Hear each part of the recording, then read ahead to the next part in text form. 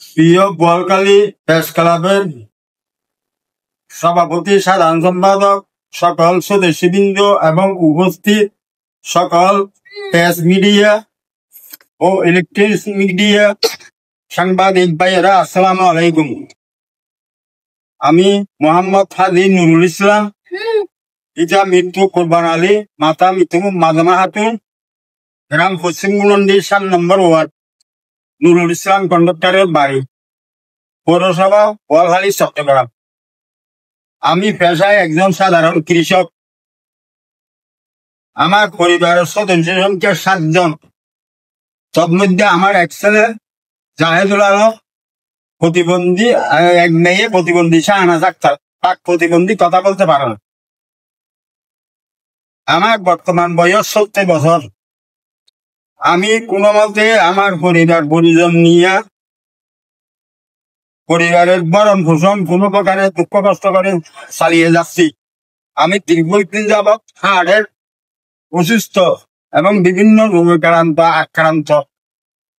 এই বয়সে আমাকে নানা রকম অনেক বিপদের মধ্যে পড়িতে হয়েছে।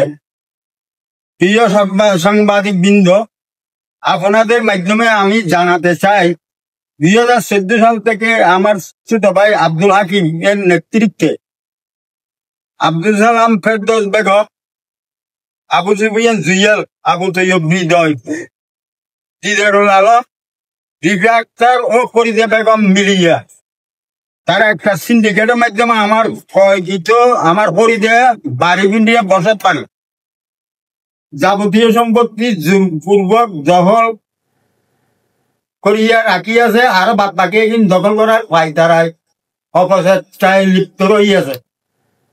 আব্দুল হাকিম তারও দল বলের লোকজন নিয়ে 2014 সাল থেকে আজ অবধি আমাকে এবং আমার স্ত্রী কন্যাকে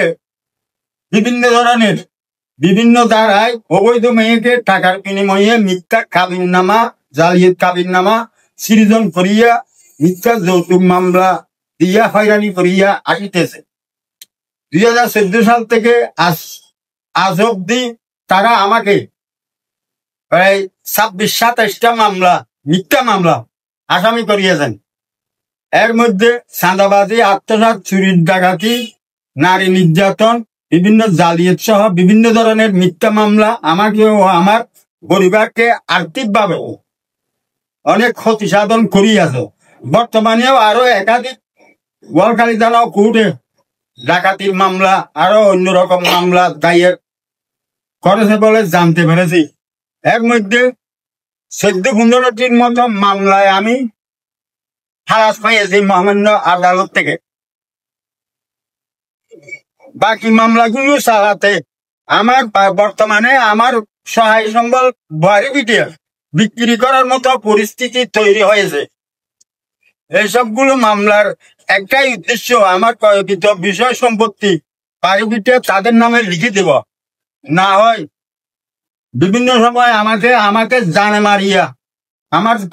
মারিয়া এই আমার প্রতিবন্ধী ছেলে মেয়েকে গুম করিয়া আমার বাড়ি বিটিয়ে দখল করিয়া নেওয়ার অপচেষ্টায় লিপ্ত রহিয়াছে। এবং আমি বর্তমানে পরিবার প্রতিবন্ধী ছেলে মেয়ে নিয়ে যে কোনো সময় আমাকে হত্যা করতে পারে এই আতঙ্কে রহিয়াছি। এ বিষয়ে